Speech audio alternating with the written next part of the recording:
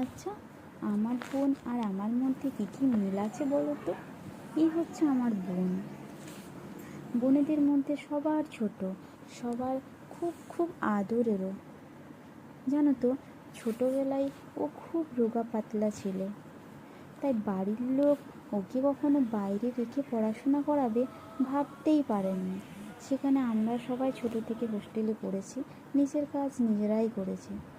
ভাবতেন এ বোধহয় নিজের কাজটাও নিজে করতে পারবে না, তাই বাড়িতে সবাই টুকিটাকি কাজ করলেও ওকে মা জেঠিমা কিছুই করতে দেবে না।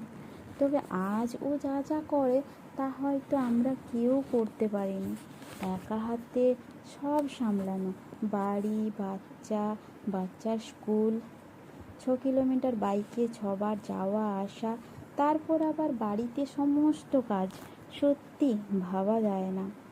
সেই মেয়ে যে কিনা ঝাঁটাতে হাতটা দিলেও হাতটা লাল হয়ে যেত, আজ সময় আর পরিস্থিতি সব কিছুই শিখিয়ে দিয়েছে।